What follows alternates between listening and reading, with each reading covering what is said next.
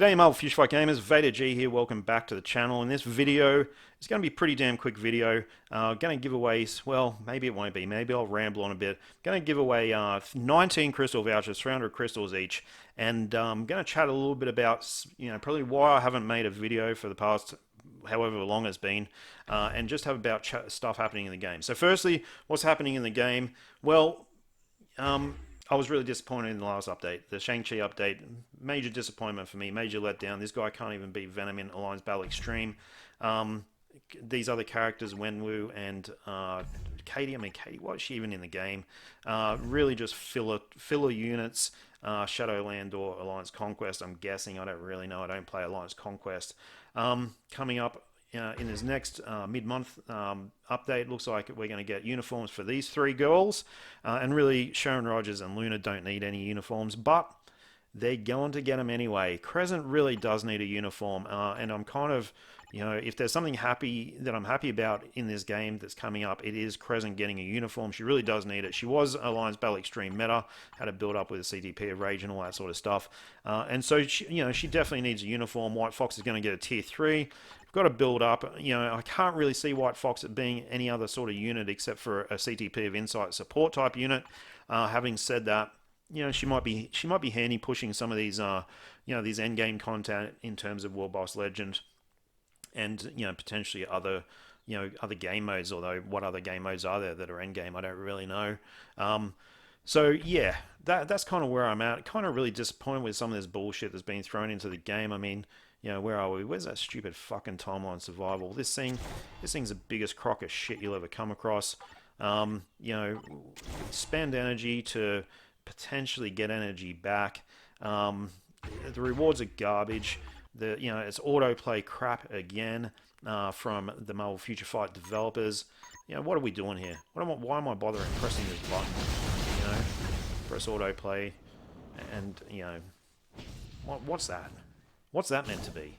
And then I get 3 of those tokens. I mean, what sort of shit is that? In my opinion, this is kind of like a mode where they might have had an intern come into the development team, and they sort of let him go a little bit wild and sort of say, come up with a game mode, young fella, because we're at our wits' end. We don't really know what we're doing in this game anymore. So yeah, and have a crack at it, and that's where they've come up with this weird snakes and ladders bullshit. Where you go up levels, and anyway, whatever. It's very disappointing. What's happening in game for me?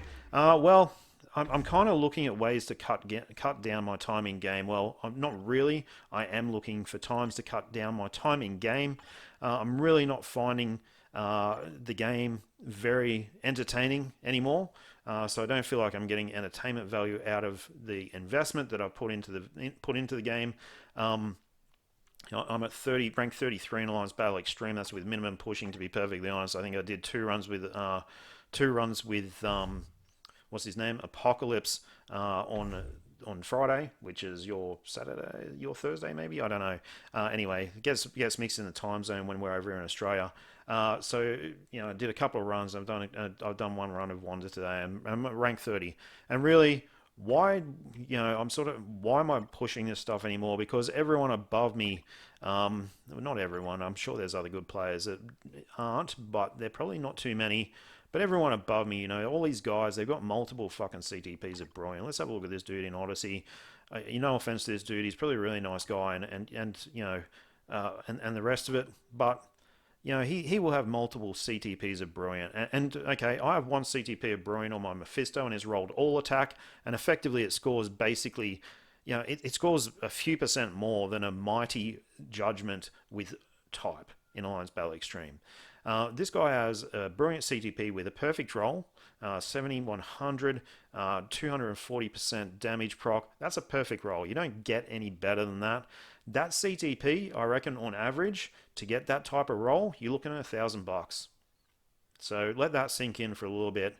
$1,000. So you got to get the Brilliant to start off with, and then you got to re-roll a prick, right? And that's where the fucking fun starts. So he doesn't just have 1. If we goes to his Wonder, he's got another one here, and guess what? It's got max roll on it again.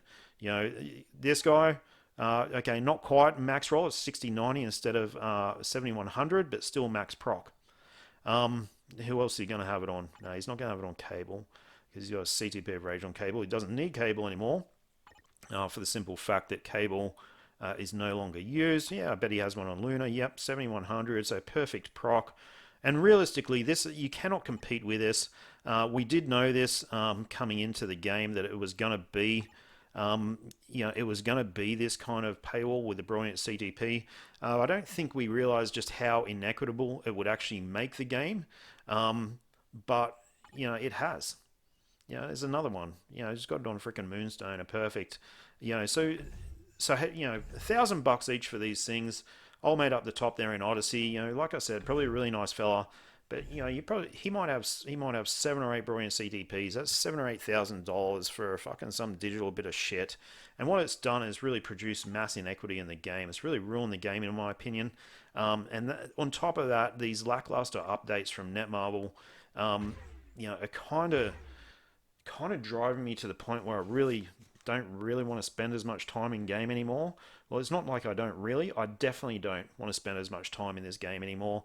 I feel it's really coming to the end of its useful life, or may have come to the end of its useful life some time ago, and we just haven't seen it yet.